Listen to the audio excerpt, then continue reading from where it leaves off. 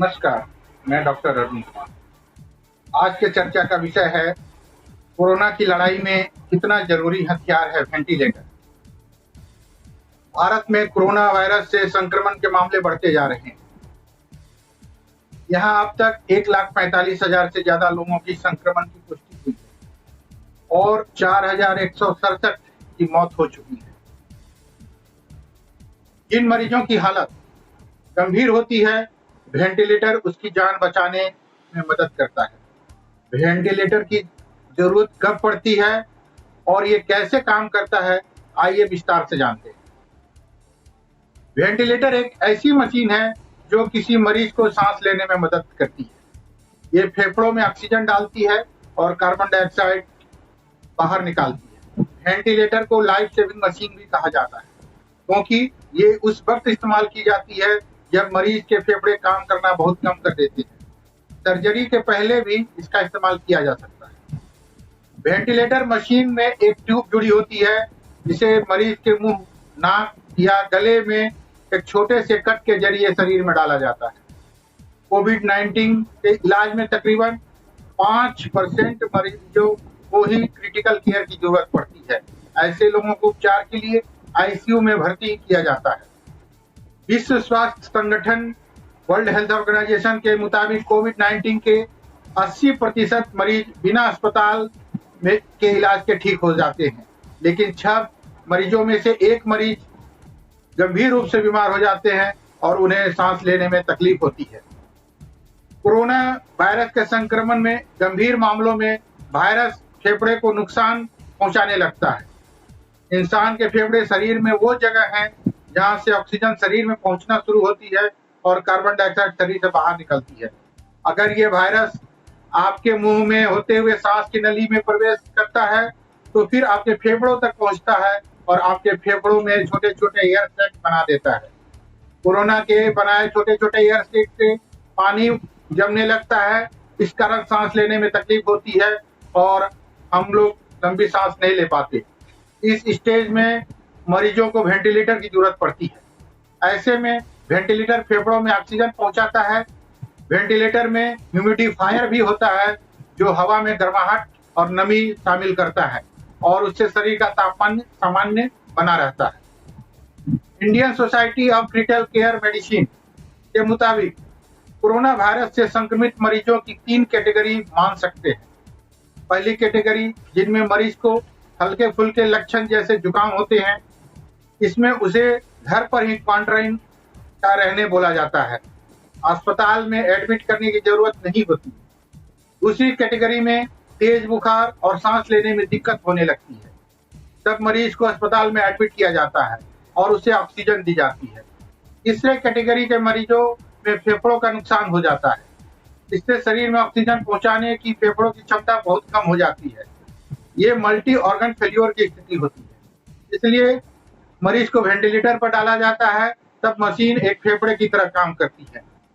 अमूमन लोगों में वेंटिलेटर को लेकर डर होता है। ये धारणा होती है कि वेंटिलेटर से लौटकर आना बेहद मुश्किल है। कोरोना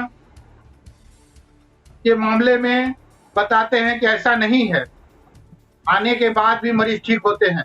कोरोना वायरस के अलावे दूसरी बीमारियों में 70 से 75% मरीज ठीक होकर निकलते हैं। कोरोना वायरस में ये प्रतिशत थोड़ा कम होता है। विशेषज्ञों के अनुसार वेंटिलेटर को लेकर हमें प्रैक्टिकल नजरिया अपनाना चाहिए। कोरोना वायरस से निपटने के लिए हमारे पास जो इंतजाम है उसका वेंटिलेटर एक हिस्सा भर है, वो सब कुछ नहीं है। डॉक्टर का कहना है कोरोना वायरस के 100 में से 80 मरीजों को घर में ही इलाज की जरूरत पड़ती है।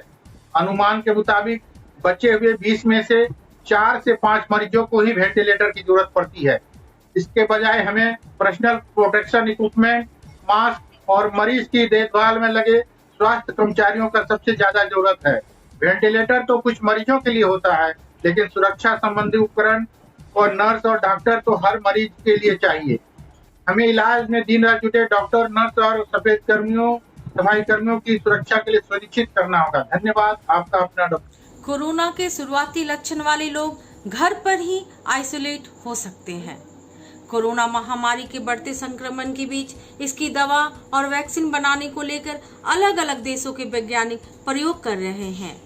देश में फिलहाल लॉकडाउन चल रहा है और कोरोना वायरस से संक्रमित लोगों का आइसोलेट पर उनका इलाज किया जा रहा है।